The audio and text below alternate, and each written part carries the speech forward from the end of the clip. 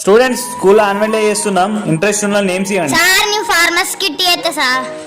Sir నేను పాట పాడతా సార్. అరే ఇట్రారా.